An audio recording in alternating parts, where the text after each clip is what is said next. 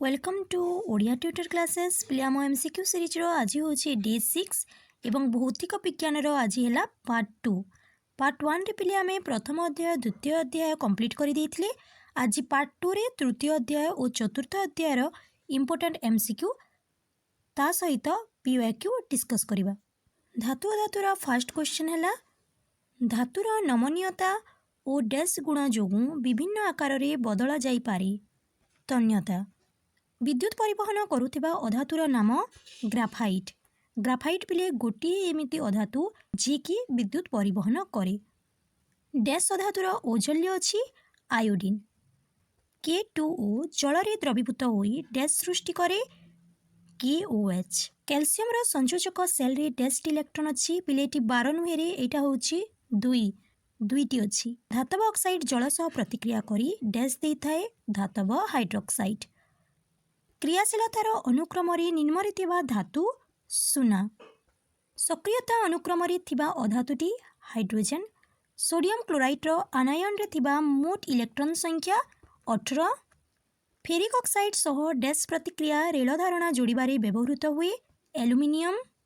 Homework पिले thermite पद्धति रे डैश को बीजारक रूपे व्यवहार करा जाए। कमेंट रे आंसर जणैबो। पारदर धातुपिंडर नाम सिनाबार। रेल धारणा जोड़िबा प्रक्रिया को थर्मिट प्रक्रिया कहती। जल रे केउं यौगिकटी द्रवीभूत हेली सोडियम हाइड्रोक्साइड दिए सोडियम ऑक्साइड। उभय अम्लीय और क्षारीय धर्म प्रदर्शन करुथिबा ऑक्साइड को कौन कहा जाए एम्फोटरिक ऑक्साइड। गरम पानी टांकी पाई केउं धातुर पात्र व्यवहार करा जाए तंबा। धातु परे जिंक रो लेपन को डैश कहा जाए गाल्वानाइजिंग। जिउ खनिजरू धातु को निष्कासन करिबा लाभजनक होइथाए ताकू कौन कहती धातुपिंड। सोल्डर केउं धातुर एक मिश्र धातु सीसा और टीण। लुहारे कौन मिसेले ताहा शक्त और कठिन होइथाए कार्बन। कार्बन केउं रूप रे विद्युत परिवहन करिथाए ग्राफाइट। सोडियम एल्युमिनेट रो रासायनिक संकेत केते NaAlO2। केउं धातु गरम जल सह रासायनिक प्रतिक्रिया करे मैग्नीशियम।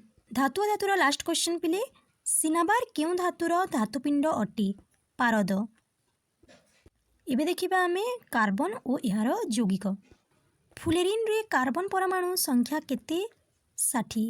C4H10 रो संरचनात्मक आइसोमर संख्या केते 2।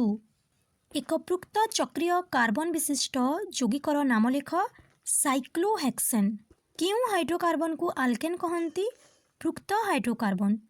ब्यूटेन और हेक्सेन रे थिबा मोट बंध संख्या केते 32। COOH सक्रिय ग्रुप रो नाम कौन कार्बोक्सिलिक एसिड। सेति पई सबु एसिड रो लास्ट को COOH लागि थाए। प्रोपेन रो होमोलोगस श्रेणी रे थिबा यौगिकटीर संकेत C10H22। पृक्त हाइड्रोकार्बन दहन रे केउं शिखा देई थाए स्वच्छ। अपृक्त हाइड्रोकार्बन अस्वच्छ। हाइड्रोकार्बन रो संपूर्ण दहन रु केउं गैस निर्गत होई थाए कार्बन डाइऑक्साइड। एसिटिक एसिड रो जलीय द्रवण को कौन कहती विनेगार। प्राकृतिक गैस रो मुख्य उपादानटीर नाम कौन मिथेन। क्लोरोफॉर्म रो गलनांक डैश केल्विन 209 केल्विन। प्रथम निष्क्रिय गैस रो नाम हीलियम। एक बंध गठन पाई डैश इलेक्ट्रॉन आवश्यक 2टी। CNG मुख्य उपादानटी dash gas methane. Carbon electron सहभाजन फल डैश गैस संरचना धारण करे नियन। जो यौगिक गुड़िक कार्बन कार्बन मध्य दुई बंध किंबा त्रिबंध रही थाए ताको डैश यौगिक कहती अपृक्त। आउ जदि एक बंध अच्छी ताहले ताहा पृक्त। प्रोपेन रो आणविक संकेत C3H8। जैव gas methane. Petroleum gas butane. गंधकर्पूर अपृक्त हाइड्रोकार्बन एल्कोहल पृक्त हाइड्रोकार्बन। पृक्त हाइड्रोकार्बन स्वच्छ शिखा दिए। अपृक्त हाइड्रोकार्बन कला धुआं सह हलदिया रंगर शिखा दिए। CH3OH methanol. C2H5OH ethanol.